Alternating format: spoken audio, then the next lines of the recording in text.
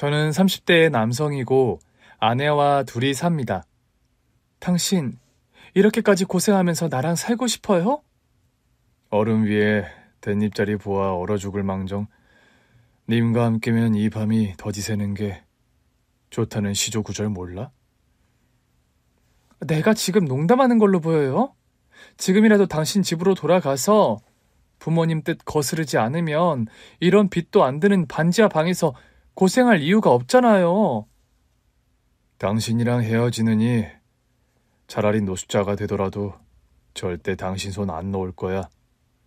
나 때문에 안 그래도 힘든 당신이 배로 고생하는 것 같아서 마음이 안 좋아요, 솔직히. 사업 망해서 돈 없어서 하는 모든 고생들이 힘든 건 사실이지만 당신 얼굴 한번 보고 당신 한번 품에 안으면 다 녹는 거 몰라? 내가 그렇게 좋아요, 당신은? 그걸 말이라고 해? 여태 살면서 사는 게 행복하다는 생각 한 번도 해본 적 없었어. 당신 만나기 전까진. 당신 그 마음 절대 안 변하게 우리가 잘 풀려야 할 텐데 걱정이에요. 여보, 우리는 점점 더 나아질 거야. 그걸 어떻게 확신해요? 동트기 전에 새벽이 가장 어둡다잖아. 우리는 지금 바닥을 찍었으니까 올라갈 일밖에 안 남았어. 사실요, 제가 얼마 전에 운영하던 사업이 망하는 바람에 개인 회생 절차를 밟고 있는 중입니다. 거기다 아내와의 결혼을 부모님이 극심하게 반대를 하는 바람에 저와 아내는 제대로 된 결혼식도 못 올리고 잠깐 저희 본가에서 생활하다가 집에서 도망쳐서 지하 단칸방에 살림을 차린 상황이죠. 20살 어린애도 아니고 집에서 도망을 쳤다고? 사랑 때문에? 그럼 어쩌냐. 나 살던 집에서 동거하다가 집이 경매로 넘어가는 바람에 부모님 댁에 효정이 데리고 들어갔는데 하루가 멀다 하고 부모님이 헤어지라고 잔소리를 하시는데. 아이, 그래서 부모님께 말씀도 안 드리고 도망을 나왔어? 상황이 어쩔 수 없었어. 우리 부모님 성격 알지 않니? 한 보수에 한 고집불통 하시는 거. 솔직히 부모님 입장에서 효정씨가 반길 만한 며느리가 아닐 수는 있다. 너 아무리 내 불알 친구라도 내 앞에서 효정이 나쁘게 말하는 건 나 용서 못한다. 알아 임마. 나야 당연히 너랑 효정씨 응원하지. 난 그냥 네 부모님 입장도 조금은 이해해드려야 한다. 그런 말 한 것뿐이야. 친구가 그런 말을 하는 데는 나름 이유가 있긴 했어요. 저희 와이프가요, 사실 한번 이혼을 한 돌싱녀거든요. 그에 반해 저는 결혼한 적이 없는 총각이라 저희 부모님께서 결혼 반대를 완강하게 하셨던 거죠. 그래도 저에게 있어서 효정이는 제 인생 마지막 사랑이라는 확신이 드는 여자였기에 부모님 집을 뛰쳐나오던 날, 효정이 손을 잡고 동사무소에 가서 혼인신고부터 했더랍니다. 그날부로 저와 효정이는 법적인 부부가 됐고 반지하 단칸방에서 정말 그릇 하나씩만 들고 신혼살림을 시작하게 된 거였죠. 효정아, 미안하다. 지금은 내가 가진 게 없어서 널 이렇게 고생시키지만 내가 다시 어떻게든 재기해서 너 호강시켜줄게. 나 호강 안 시켜줘도 좋아요. 그냥 우리가 서로를 이렇게 생각하는 마음만 안 변했으면 좋겠어. 저는 일단 닥치는 대로 낮에는 쿠팡 배달일, 밤에는 야간 대리운전을 뛰며 종일 열심히 돈을 벌기 위해 일했습니다. 아내 역시 구내식당의 주방 보조 일을 시작하게 되면서 새벽에 출근하는 삶이 시작됐어요. 효정아, 이렇게 새벽에 나가는 거 힘들지 않아? 웬만하면 다른 일 알아보지 그래. 너 안 그래도 새벽잠도 많은 애가. 나 나중에 일 제대로 배워서 저런 구내식당 운영해보고 싶어서 그래요. 구내식당 아니더라도 뭔가 요식업 쪽에 관심이 있어서 시작한 일이야. 해보고 너무 힘들면 바로 관둬. 내가 투잡 뛰니까 너까지 그렇게 고생 안 해도 우리 먹고는 살아. 알았어요. 말이라도 그렇게 해주니까 내가 든든하네. 그날도 아내는 새벽같이 출근한다고 집을 나섰어요. 여보, 김치찌개 끓여놨으니까 먹고 출근해요. 힘든데 아침밥 됐다니까. 체력 소모 많은 일 하면서 아침 굶으면 어쩌려고. 나 나가요. 이따 저녁에 봐. 이따 저녁에 봐. 저는 아내가 출근하면서 저에게 건네는 그 인사말을 참 좋아했어요. 낮에 힘들게 일하면서도 아내의 그 목소리를 떠올리며 퇴근해서 아내를 볼 생각을 하면 배달 일을 하면서도 피곤할 줄 모를 정도였죠. 그런데 이따 저녁에 보자는 아내의 인사말은 지킬 수 없는 약속이 되고 말았어요.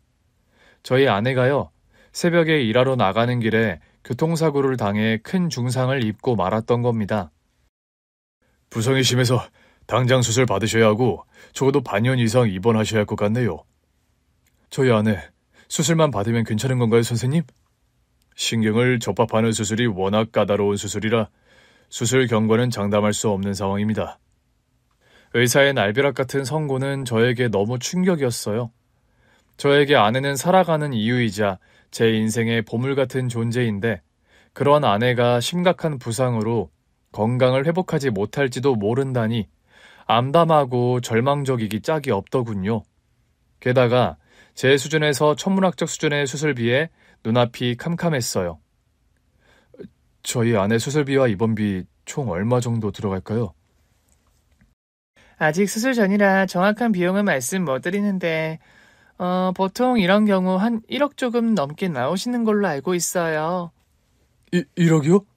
네, 수술이 워낙 까다로운 수술이고 재활치료도 비급여 항목으로 이뤄지는 재활치료네요. 또 입원 기간을 반년 이상 잡으셔야 하는 상황이라서요. 사업이 망한 지 얼마 안 돼서 반지하 단칸방에 새들어 사는 형편에 1억이라는 병원비는 저에게 감당하기 힘든 액수인 게 사실이었죠. 그렇다고 돈이 없어 아내를 그냥 포기할 수는 절대 없었어요. 저는 제 몸이 부서지는 한이 있더라도 아내를 살려야겠다고 다짐했습니다. 여보, 나 상태 많이 안 좋대? 솔직히 좋은 건 아니래. 당신도 알겠지만 교통사고가 엄청 크게 났잖아. 이럴 줄 알았으면 보험이라도 좀 제대로 들어놓을걸. 효정아, 걱정하지 마. 내가 아무리 돈이 없어도 너 수술비랑 병원비는 어떻게든 마련할 거니까, 응? 미안해, 여보. 결혼한 지 얼마 되지도 않아서 이런 불상사나 만들고. 무슨 그런 말도 안 되는 소리를 하니? 네가 다치고 싶어서 다친 것도 아니고 새벽같이 출근하다 이런 지경이 돼서 내가 더 미안하고 내게 면목이 없어. 저는 아내를 달래주고 집으로 돌아오는데 저 역시 갑갑하고 절망적인 건 사실이었죠. 돈을 융통할 방법을 아무리 생각해도 당장 답이 안 나오는 상황이었거든요. 제가 사업이 망한 지 얼마 안 돼서 개인 회생 절차를 밟고 있던 때라 대출도 막혀 있었고 1억이나 되는 돈을 융통해 줄 지인이 주변에 있을 리 만무했어요.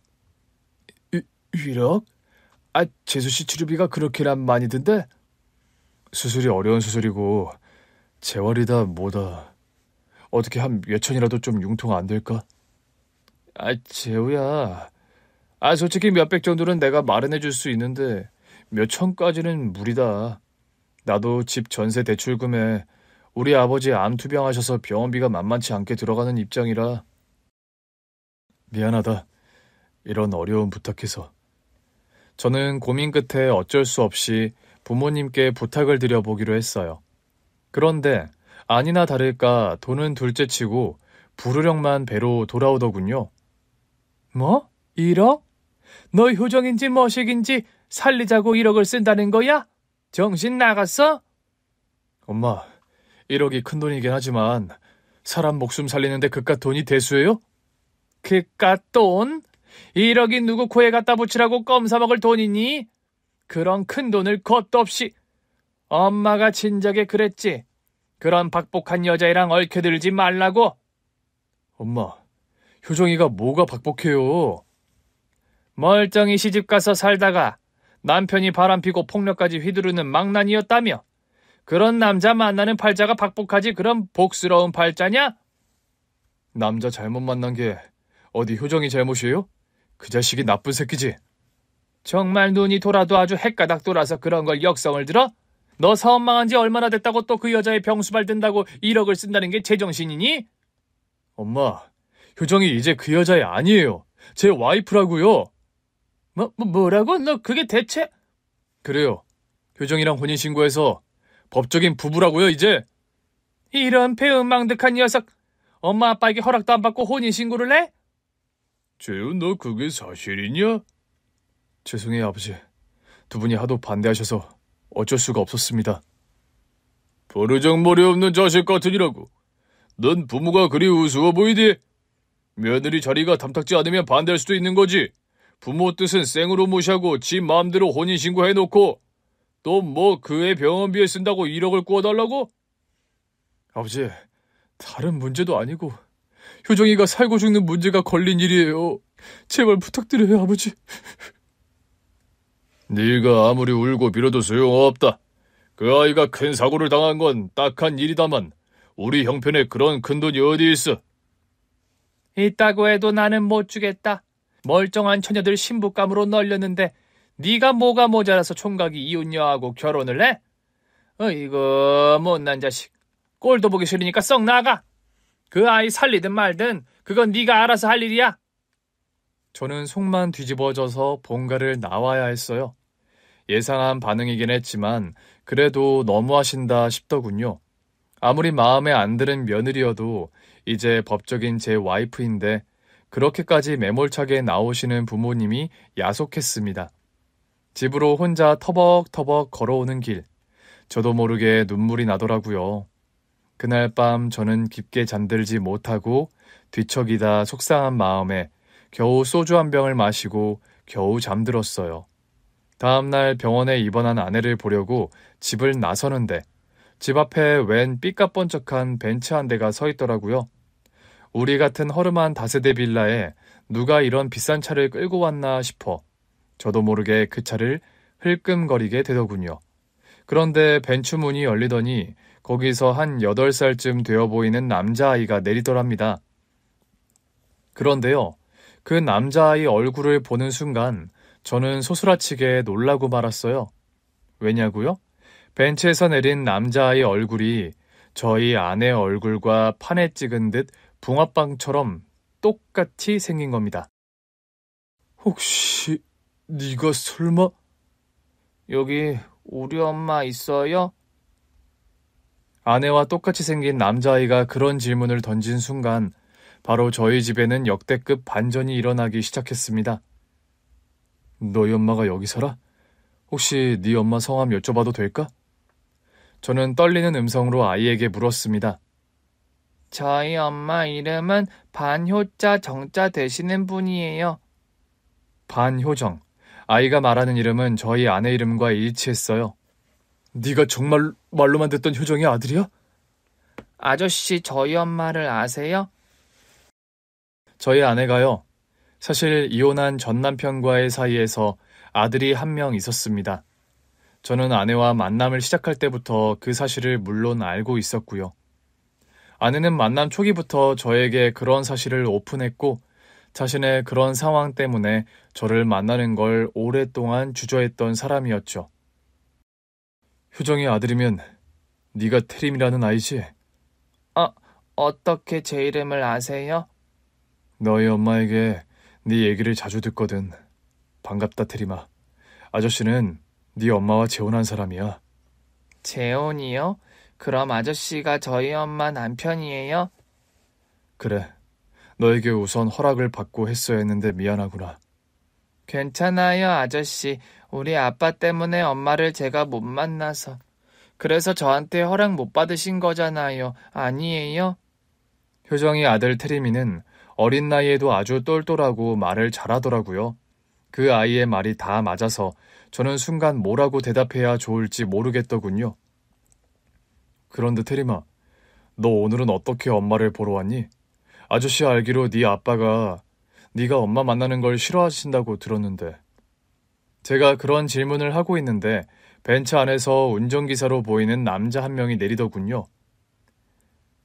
안녕하십니까? 안녕하세요. 테리미가 어떻게 여기까지? 저도 사실 고민하다 테리미를 데리고 왔습니다. 저희 사장님께서 얼마 전에 돌아가시는 바람에 테리미를 돌보는 분이 요즘 가정부 아주머니밖에 없거든요. 뭐라고요? 테리미 아버지가 돌아가셨다고요? 네. 회사에서 업무를 보시던 중에 갑작스런 심장마비로 그만.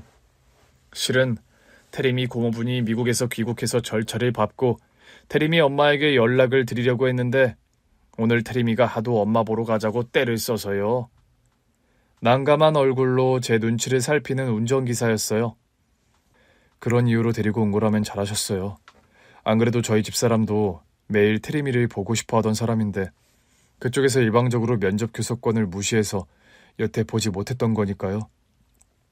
테리미 엄마는 지금 어디 계세요? 집에 계신가요? 그런데 그게 오랜만에 엄마를 보러 온 테리미에게 지금 아내가 병원에 있는 상황을 말하기가 꺼려지는 게 사실이었죠.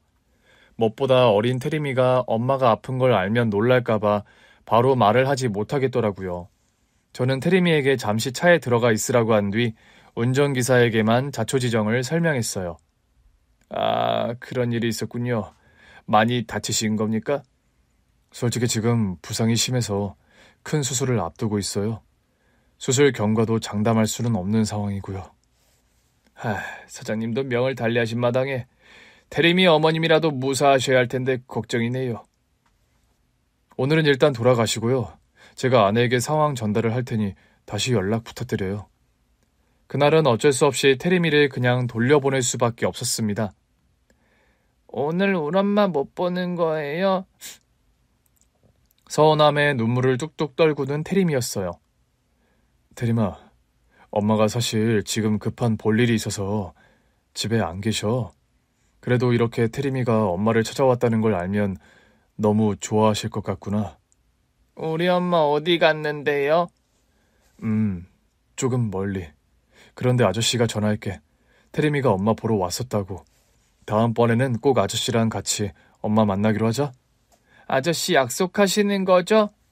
그럼 약속할게. 저는 그날 당장 병원으로 가서 그 사실을 아내에게 말했습니다. 뭐? 테림 아빠가 죽었다고요? 회사에서 일하다가 갑자기 심장마비가 왔대. 허망한 게 사람 목숨이라더니 이런 경우를 두고 그런 말 하나 보네요. 당신은 아예 모르고 있었어? 몰랐죠, 당연히. 그럼 우리 테리미는 어쩌고 있지? 저희 시부모님이 일찍 돌아가셔서 테리미 돌볼 사람이 지금 집에는 가정부밖에 없을 텐데. 미국 있다는 고모가 귀국한다나 보더라. 전 남편의 부고 소식을 들은 아내 얼굴은 복잡하고 쓸쓸해 보이더군요. 당신 정말 괜찮아? 나 벌받을 소린지는 몰라도 이제 테리미를 내가 데려올 수 있다고 생각하니까 마음이 놓여요. 그런데 걱정이 되는 것도 있어. 무슨 걱정? 당신 늘 테리미를 곁에서 못 보는 게 마음의 짐이었잖아. 나야 우리 테리미 데리고 오는 게 당연히 기쁜 일이지만 당신도 괜찮을까 싶어서요. 그런 말을 하며 제 눈치를 살피는 아내였어요. 여보, 다른 문제도 아니고 테리미를 두고 내가 설마 불편해하겠어? 나와 행복하면서도 때때로 당신 얼굴 어두워질 때 또 아들 생각나서 저러나 싶어서 내가 마음이 얼마나 안 좋았다고. 그런 게 표가 났어요? 당연하지. 내가 얼마나 당신 얼굴을 살피고 당신 기생 눈치 많이 보는데. 여보, 나 당신이 행복하지 않으면 나도 불행해. 당신이 행복하면 난 2배로 기쁘고 내가 아빠 노릇 해본 적이 없어서 잘한 거란 장담은 못해도 최선을 다할게. 테리미에게 좋은 아빠가 되도록 말이야. 고마워요, 여보. 그 전에 당신 건강부터 회복하자. 수술비는 어떻게든 내가 마련할 거니까, 응? 아내가요, 전 남편과 이혼하며 테리미, 그러니까 아들 양육권을 두고 아주 지긋지긋한 싸움을 벌인 전사가 있어요. 능력도 없으면서 테리미를 데리고 간다고? 지금 경제적인 거 붙들고 늘어지자는 거예요? 양육비는 당신이 주면 되잖아요. 늘상 과시하는 그 당신 체력, 돈 쌓아두고 뭐하게요? 듣자 하니 어이가 없네. 이혼하면 남남인데 당신이 그 돈 어디에 어떻게 쓸 줄 알고 양육비를 척척 내가 다달이 주나? 당신 여태 테리미 키우며 다달이 아이 밑으로 얼마 들어가는지 다 알잖아. 그런 거 아는 사람이 그런 되도 않는 소리를 해요? 결국 당신 혼자 테리미 키울 자신 없으니 양육비 운운하는 거 아니야? 결혼하고 여태 경단녀로 직장도 그만두고 살림만 하며 살아왔는데 그럼 어쩌라고요? 내가 뭐 평생 경제적으로 무능력할 것 같아요? 누가 들으면 뭐 당신이 대단한 커리어라도 있던 여잔 줄 알겠어? 까놓고 말해 나한테 시집이나 왔으니까 여태 사모님 소리 들으며 살았지.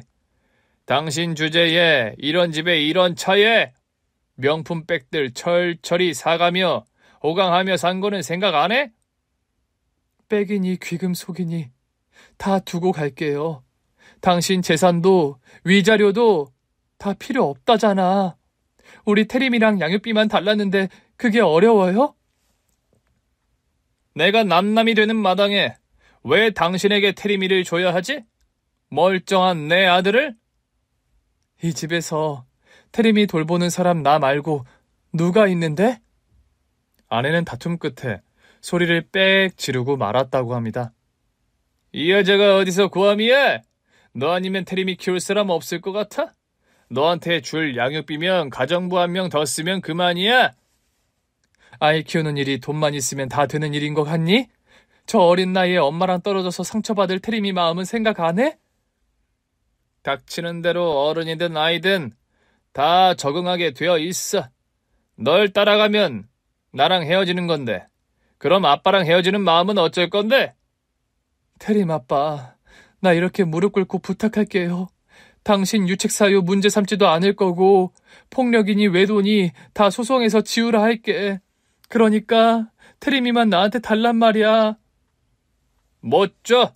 내 아들을 이혼하는 여편네에게 뺏길 만큼 내가 덜 떨어진 놈으로 보이냐 넌? 대체 날 왜 이렇게 괴롭히는 거야? 내 인생 이 정도로 망쳤으면 됐잖아. 기어이 태림이까지 뺏어가야 하니 이 나쁜 놈아? 그러니까 내가 하란 대로 네가 복종해서 살았으면 이 사달이 없었을 거 아냐? 뭐라고 복종? 하루가 멀다고 여자 바꿔치기 하며 외도하고 술만 먹으면 손찌검하는 너 같은 인간에게 복종? 폭언 나오기 시작하네. 어디 한번 더 해보시지. 이건 폭언이 아니라 직언이야 이 개자식아. 양육권을 주지 않으려는 전 남편과 아내는 매일 전쟁 같은 싸움을 벌였다고 합니다. 그런데 그 전 남편이라는 작자가요, 아내를 그렇게 감정적으로 들쑤셔 놓고 화가 나서 아내가 하는 말들을 죄다 녹음하곤 폭언과 분노 조절 장애로 아내를 몰아갔다고 합니다. 법정 다툼이라는 것이요. 해본 사람은 다들 공감하시겠지만 결국 시간과 비용의 싸움입니다. 시간과 돈이 많은 사람이 지치지 않고 버티고 이길 승산이 높은 싸움. 형사 재판이건 이혼 소송이건 결국 다 마찬가지거든요. 가진 게 별로 없던 아내는 결국 오랜 이혼 소송을 버틸 재간이 없었습니다. 이혼 전문 변호사를 몇 명이나 써서 아내를 엄마 자격이 없는 무능력한 사람으로 몰아가는 전 남편이었고, 결국 아내는 아들 태림이에 대한 양육권을 빼앗기고 말았던 거죠. 제가 처음 아내를 만났을 때는 아내가 이혼하고 1년이 채 되지 않던 시점이었어요. 사람에 대한 상처도 크고 아들에 대한 그리움도 깊어서 아내 얼굴은 늘 어두운 편이었죠.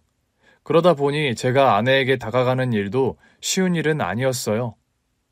효정씨, 저한테 공연 티켓이 2장 생겼는데 같이 보러 갈래요? 아니요. 그렇게 단칼에 거절하세요? 솔직히 말씀드릴게요. 저는 남자에 대한 믿음이 1도 없어요. 세상 남자 누구도 더는 만날 생각이 없고요. 네? 이런 말하는 제가 이상해 보인다는 거 알아요. 그런데 제 솔직한 심정이에요.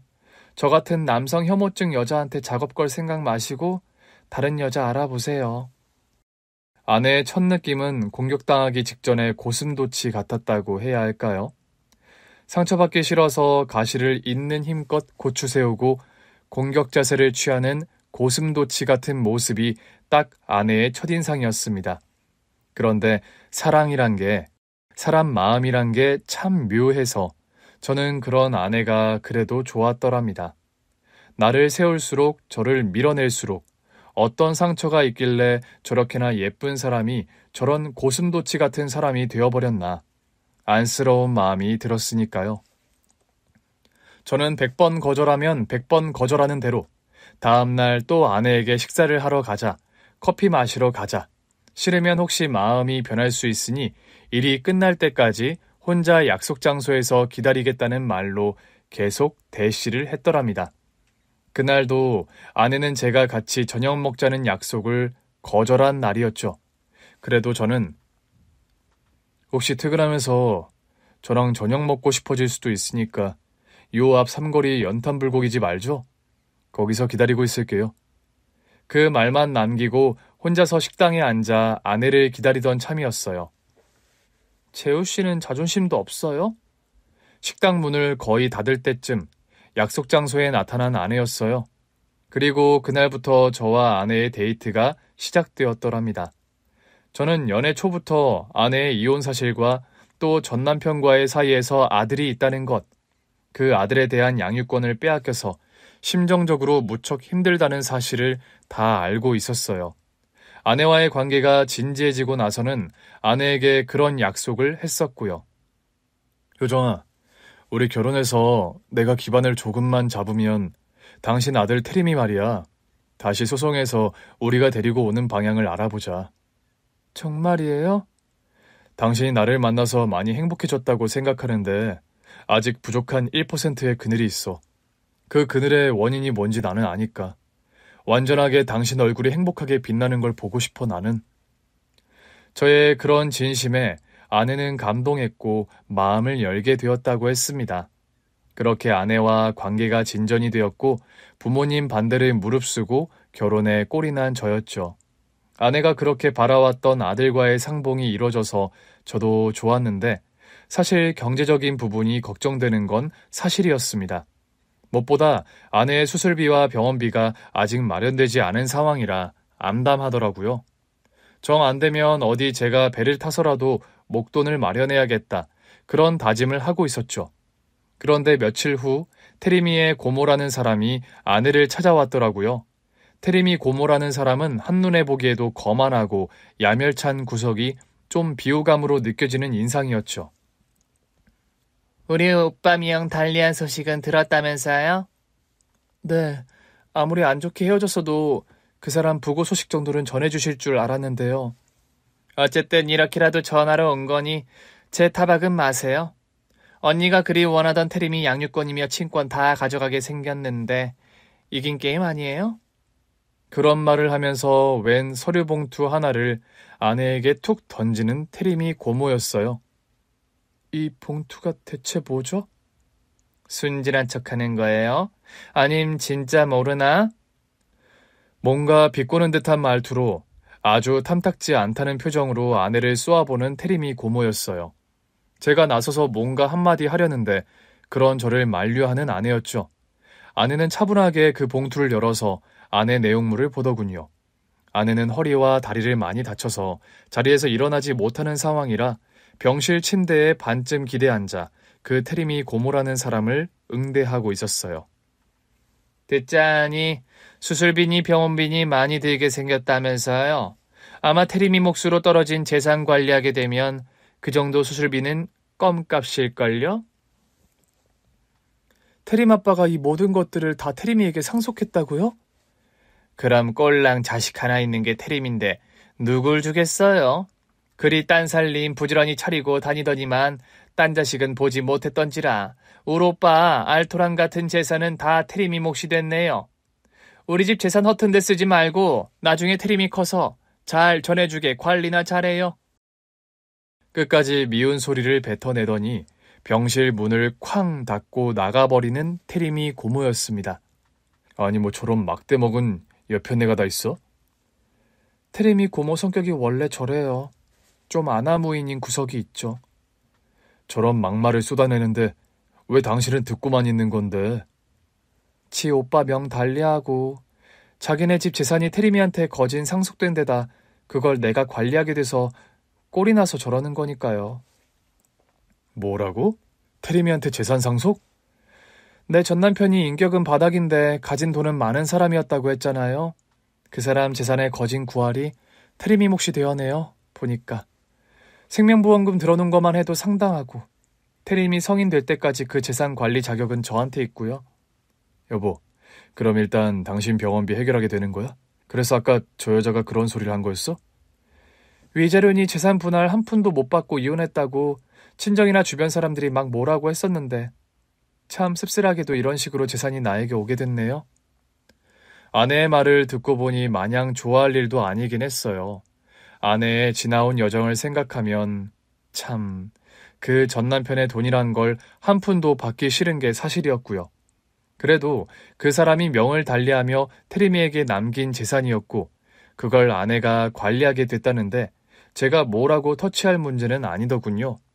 다행이었던 건 아내의 급한 수술비가 해결되었다는 점이었습니다. 여보, 이번 재산 상속이 아무리 당신이 못 받은 위자료를 받는 의미도 있었다지만 내가 사업 재개하면 당신 병원비랑 수술비로 쓴 돈은 내가 다 갚아줄게. 여보, 말이라도 고마워요. 수술도 잘 끝났으니 악착같이 재활해서 빨리 건강해져야겠어요. 하루라도 빨리 당신이랑 테리미랑 한 집에서 같이 살고 싶어요. 아들 테리미의 양육권을 되찾은 아내는 빨리 몸을 회복하겠다는 의지가 아주 활활 타오르는 것 같더라고요. 아내가 병원에 입원해서 재활치료에 전념하는 동안 저는 테리미와 친해지는 시간을 가지려고 노력했습니다. 테리마, 주말인데 어디 놀러 가고 싶은데 없어? 아저씨, 저랑 놀이공원 가주시면 안 돼요? 안 될 게 뭐가 있어. 테리미 김밥 좋아하니? 네, 좋아해요. 그럼 아저씨가 김밥 도시락 만들 테니까 그거 싸가지고 가서 놀이공원에서 먹자. 이야, 신난다. 김밥은 학교 소풍날에만 먹는 건 줄 알았는데, 헤헤헤. 저는 주중엔 일을 하느라 시간을 내기 어려웠지만 주말에는 꼭 시간을 할애해서 테리미를 데리고 놀이동산으로, 동물원으로, 아이들이 좋아하는 곳을 많이 데리고 갔습니다. 운동하는 걸 좋아하는 아이라 아빠와 함께 참여하는 조기 축구 교실에도 가입을 해서 일요일 아침마다 함께 축구도 뛰었죠. 테림이랑 아빠는 엄청 사이가 좋아 보이시네요. 네? 아빠라는 말에 제가 좀 당황한 게 사실이었어요. 왜냐면 그때까지 테리미는 저를 아저씨라고 부르고 있었기 때문입니다.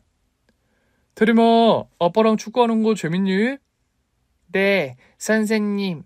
저희 아빠는 주말에는 꼭 저를 데리고 재미난 데 많이 데려가 주시거든요. 그래? 보통 아버님들이 피곤하셔서 이런 주말 조기 축구 잘 안 나오시려고 하는데 결석률도 거의 없이 거의 매주 나오시는 게 참 대단하세요. 아니에요. 주말 아니면 테리미와 시간을 보내기가 힘들어서요. 암튼 무척 보기 좋습니다, 아버님.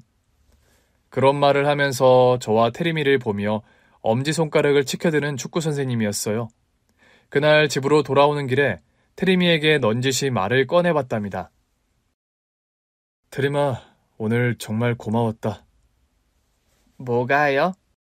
선생님 앞에서 아저씨를 아빠라고 해줘서. 제가 사실은 얼마 전부터 아빠라고 불러드리고 싶었어요. 근데 안 부르다 보니까 뭔가 부끄러워서 자꾸 미루게 되더라고요. 네가 안 내키면 너무 성급하게 안 그래도 돼, 테리마. 아니에요. 엄마랑 결혼하신 분이니까 저한테도 아빠가 맞아요. 그럼 앞으로도 아저씨를 아빠라고 불러줄 거니? 네, 아빠. 그런 말을 하며 수줍게 웃어 보이는 테리미였습니다. 저는 테리미에게 아빠 소리를 들은 날 너무 신이 나서 테리미를 목마를 태우고 아내가 입원해 있는 병실을 찾았어요. 아니, 다 큰 애를 목마를 태우고 들어와요? 오늘 내가 너무 기분 좋은 일이 있어서 그래. 기분 좋은 일? 무슨 일인데요? 테리마, 엄마 앞에서 한번 보여드릴래? 아빠, 제가 아빠라고 불러드리는 게 그렇게 좋으세요? 그 말을 들은 아내의 얼굴이 놀람으로 순간 굳어지더군요. 그리고 이내 눈물을 펑펑 쏟는 아내였습니다. 테리마, 아저씨를 아빠라고 부르기로 한 거야? 네, 엄마. 엄마랑 결혼하신 분이고 또 저한테도 너무 잘해주시니까요. 고맙다, 우리 아들. 엄마, 근데 왜 우세요? 좋으시다면서요. 엄마가 너무 좋아서 그래. 너무 좋아도 눈물이 나는 거란다, 테리마. 아내는 수술 후에 힘겨운 재활운동을 다행히 잘 이겨냈습니다. 반년 넘게 입원해야 할 거라던 병원 측의 예상을 깨고 아내는 4개월 반 만에 퇴원을 하게 됐어요. 퇴원하고 저와 아내가 가장 먼저 한 일은 테리미를 데리고 가족 사진을 새로 찍은 일이었죠. 그리고 제대로 결혼식을 올리지 못했던 아내에게 미안해서 스몰 웨딩 비슷하게 아내는 예쁜 드레스를 입고 저와 테리미는 함께 턱시도를 맞춰 입고 사진을 찍었습니다. 리마인드 웨딩 하시나 봐요. 아내와 제가 혼인신고는 애진작 했기에 틀린 말도 아니어서 저와 아내는 웃으며 그렇다고 대답했더랍니다. 아내가 퇴원하고 나서 저와 아내는 작은 고깃집을 하나 오픈해서 시작하게 됐습니다. 테리미가 아직 미성년자라서 테리미 유산이 당신 권한에 있는 건 사실이지만 뭔가 테리미가 상속받은 유산으로 우리가 사업 시작한다는 게 좀 마음에 걸리네. 여보, 나 이혼할 때 정말 남편이 유책사유라 부당하게 이혼당하면서도 위자료 한 푼, 재산 분할 1원도 못 받았어요. 일단 그 몫이라 생각하면 전혀 지분 없는 건 아니에요. 그리고 우리가 돈 열심히 벌어서 우리가 사업자금으로 쓴 돈은 메꿔주면 되죠. 나도 같은 생각이야, 여보. 제가 자영업을 하면서 거푸 실패했던 경험이 있는지라 이번에 새로 시작한 고깃집 일은 절대 실패하지 않기 위해 열과 성을 다했습니다. 쓰라린 실패의 경험에서 오는 노하우가 있었던 탓에 식당 자영업을 하는 사람들이 절대 해서는 안 되는 일이 뭔지 정확하게 알고 있었고 시행착오 없이 운영이 잘 되었어요. 이 집은 고기도 맛있고 밑반찬이 아주 맛깔나네요.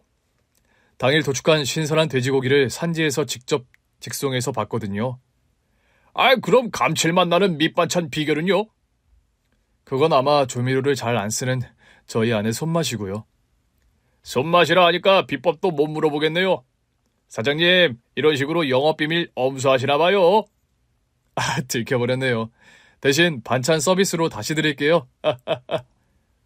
아내의 음식 솜씨와 저의 그간 축적된 사업 노하우가 합쳐져서 저와 아내가 운영하는 고깃집은 장사가 아주 잘 됐습니다. 식당을 개업하고 3년 만에 저와 아내는 테리미의 상속 지분에서 당겨 쓴 자금을 1원도 모자람 없이 메꿔주게 되었죠. 여보, 오늘에서야 비로소 내가 마음의 짐을 던 느낌이야. 당신도 참, 그게 그렇게 마음에 걸렸어요? 당신이랑 내 입장도 다른 거니까. 당신이야 전남편 재산이니 어느 정도 당신도 지분도 있는 거겠지만 난 아니니까 늘 좀 그게 마음에 걸리더라. 이제 깔끔하게 메꿔줘서 시원해요? 테리미에게도 당당하고 난 당신이나 테리미에게 든든한 가정으로 뭐든 해주는 입장이고 싶어. 이미 당신은 많은 걸 해주고 있어요. 테리미가 저를 잘 따르고 또 제가 테리미를 친아들처럼 예뻐하니까 아내가 그런 부분에 관해 저에게 고맙게 생각을 하더라고요. 저는 사실 테리미와 친해지기 전에 좀 걱정이 많은 게 사실이었습니다. 제가 아이를 키워본 경험도 없었고 아빠였던 적이 없어 나서 제가 마음먹은 대로 테리미에게 아빠 노릇을 잘 할 수 있을까? 솔직히 걱정이 많이 되더라고요. 그런데 생각했던 것 이상으로 테리미와 빨리 가까워졌고 이제는 정말 테리미가 내 아들 같다는 생각이 들곤 합니다. 얼마 전에는 아내와 저 사이에 또 더없이 기쁜 소식이 찾아왔어요. 한참 고깃집 오픈 준비를 하고 있는데 화장실에 갔던 아내가 들뜬 얼굴로 주방으로 들어오더라고요. 여보, 무슨 좋은 일이라도 있어? 여보, 나 임신한 것 같아요. 정말이야? 혹시나 해서 임신 테스트기를 해봤는데 2줄이 나오네요. 오늘 가게 문 닫자. 오프 시간 다 되어가는데요. 오늘같이 좋은 날은 장사 하루 쉬고 싶네. 우리 저번 달에서 한 번도 안 쉬고 가게 영업만 했잖아. 그래도 손님들한테 예고도 없이요? 집에 너무 경사가 나서 금일 휴업이라고 써붙이자. 그날 저와 아내는 식당에 지인들을 초대해서 조촐하게 파티를 열었습니다. 무엇보다 저는 아들 테리미의 반응이 살짝 걱정됐는데 누구보다 동생이 태어난다는 사실을 뛸 듯이 좋아하는 테리미였어요. 아빠 정말 저한테 동생이 생기는 거예요? 테리마, 동생 생기는 거 좋아? 그럼요. 이왕이면 저랑 같이 축구도 하고 게임도 할 수 있게 남동생이었으면 좋겠어요. 그럼 테리미의 바람 때문이었을까요? 아내는 무탈한 임신 기간을 거친 후 건강하고 귀여운 사내 아이를 순산했습니다. 저희 집에 둘째가 태어나고 저와 아내는 거의 절연하고 지내다시피 했던 저희 부모님을 다시 찾아뵙게 되었어요. 시간이 약이라는 말이 있던가요? 제가 아내와 가정을 꾸리고 사업도 잘 되어가고 또 둘째 아들까지 낳아서 잘 사는 모습을 보신 저희 부모님께서는 뒤늦게 아내를 며느리로 인정하고 반겨주셨습니다. 이 아기가 내 손자라고? 네, 엄마. 그리고 여기 테림이라고 우리 큰아들이에요. 네가 테림이야? 안녕하세요, 할머니. 오냐, 잘 왔다. 엄마 닮아서 얼굴이 아주 똘망똘망하게 생겼네. 사실 아내와 테리미를 데리고 인사를 오기 전 제가 먼저 부모님을 찾아뵙고 그런 말씀을 드렸었어요. 엄마, 아빠, 저 효정이와의 사이에 아들도 태어났고 고깃집도 아주 장사가 잘 되고 있어요. 그 사이에 아들을 낳았어? 그럼 내가 할아버지가 됐다는 소리냐? 아무리 우리가 결혼 반대를 했어도 네 처가 아이까지 낳았으면 진작 연락을 했어야지. 엄마, 죄송해요. 사실 워낙에 효정이를 반대하셨어서 자신이 없었어요. 그리고 저 효정이랑 애들 데리고 인사 오기 전에 먼저 부탁드리고 싶은 것도 있고요. 무슨 부탁인데? 테림이요. 효정이가 전남편 사이에서 낳은 아들 말입니다. 그런데 테림이 친부가 몇 년 전에 명을 달리해서 효정이가 친권 되찾아서 우리가 기르고 있어요. 이제는 저도 테림이와 정이 많이 들어서 둘째 태성이나 마찬가지로 테림이 역시 제 아들이고요. 알았다. 옛날에 효정이 구박하던 것처럼 그 애에게 그러지 말란 소리 하는 거 아니니? 맞아요, 엄마. 테림이가 어려서는 엄마랑 떨어져서 괴팍한 성미의 지 아빠랑만 외롭게 살아서 상처가 꽤 커요. 더는 어린애에게 상처 주고 싶지 않으니까 테림이 좀 잘 배려해 주세요. 이왕 우리 손주까지 낳아서 너와 가정 일고 잘 사는 마당에 더는 타박하고 싶은 생각 없으니 걱정 말어. 네 엄마랑 나랑 솔직히 후회 많이 했다. 너 결혼 반대를 너무 심하게 하면서 너희 내외 내친 거 말이다. 자식 이기는 부모 없다는 말을 뻔히 알면서 우리가 그랬으니 나와 네 엄마가 어리석었지. 저도 죄송했어요, 엄마 아빠. 허락도 없이 마음대로 효정이와 혼인신고한 거요. 효정이와 가정 일궈서 사니 그리 좋으니? 그럼요, 엄마. 저 정말 행복해요, 매일이. 다행이구나. 그리 난리 부르스를 떨며 부모 반대 무릅쓰고 가정 일궜는데 잘 살아야지. 우리도 진작에 너그럽게 처신하지 못한 건 미안하다. 앞으로만 그냥 효정이랑 테림이 많이 아껴주세요. 암튼 지 마누라밖에 모르는 팔불출이 따로 없다. 아유, 참 이래서 아들 자식은 장가가면 아무 필요 없단 소리가 나오지. 그동안 연락 못 드리고 산 거 죄송해요, 엄마.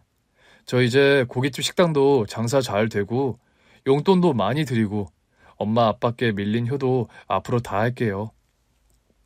효정이와 테림이 그리고 둘째 태성이를 데리고 몇 년 만에 본가에 방문한 날 엄마는 밥상이 부러져라 한가득 맛있는 음식을 차리셨더라고요. 효정아, 많이 먹어라. 너 출산했을 때 미역국 한 그릇 못 끓여줘서 미안하구나. 아니에요, 어머니. 그동안 연락 못 드리고 살아서 제가 더 죄송합니다. 이왕 이렇게 너희가 가정 일궈 잘 사는데 우리도 너와 테리미를 이제 우리 가족으로 받아들이고 잘 지냈으면 좋겠다. 과거에 서운하게 한 것들은 좀 잊어주고, 응? 테림이라고 했지? 얼른 와서 앉아서 식사하렴. 테리미는 뭘 좋아하는지 몰라서 일단 갈비찜도 하고 애들 좋아하는 돈가스도 튀겨봤는데 입맛에 맞을지 모르겠구나. 하루하루 저희 부모님과 아내 효정이의 관계도 날이 갈수록 풀어지고 편해진다는 것을 느끼는 요즘입니다. 저희 엄마가요, 요즘은 밑반찬을 만들어도 아내와 태림이가 좋아하는 반찬 위주로 만들어서 가져다 주시더라고요. 태림가 저번에 보니까 메추리알 장조림을 잘 먹어서 좀 만들어 와봤다. 어머니, 매번 이렇게 안 가져다 주셔도 돼요. 어머니도 힘드신데. 나야 집에서 쉬는 노인네가 이런 밑반찬 만드는 거 큰일도 아니다. 참, 이건 너 잘 먹는 꽈리고추 들어간 멸치볶음이랑 잡채를 좀 무쳐왔어. 감사해요, 어머니. 잘 먹겠습니다. 엄마, 나 잘 먹는 반찬은 안 만들어 오셨어요? 좀 서운한데요. 예전엔 저 좋아하는 감자조림 자주 만들어 주시더니. 너야 효정이가 해주는 건 맨날 맛있게 먹으면서 그러니. 원래 며느리들이 시댁에서 안 챙겨주면 서운한 법이다. 여자들은 그저 평생 식구들 밥 해주다 보면 정작 본인 먹고 싶은 건 해주는 사람들이 없거든. 이제는 아내를 반대했던 일이 언제 있었던 일이냐는 듯 아내를 많이 챙겨주시는 엄마입니다. 아내 역시 엄마를 모시고 쇼핑도 다니고 주말에는 가끔 사우나도 다니는 등 살가운 딸 노릇을 톡톡히 해주어서 고마울 따름이죠. 얼마 전 태림이의 학교 운동회 날 저희 엄마 아빠도 직접 태림이를 보러 오셨더라고요. 태림아, 달리기 개주 꼭 1등 해야 돼. 파이팅이다. 네, 할머니, 저 꼭 1등 메달 받아올게요. 저와 아내, 엄마와 아빠, 온 식구의 응원을 받으면서 태림이는 운동회 날 정말로 개주 1등을 해내고 말았네요. 온 식구가 마치 올림픽 금메달을 받았을 때처럼 다 같이 함성을 지르고 아주 난리가 났더랍니다. 어머니, 도시락 싸느라 힘드셨겠어요. 김밥만 만들어 오셔도 되는데 뭘 이렇게 많이 만들어 오셨어요.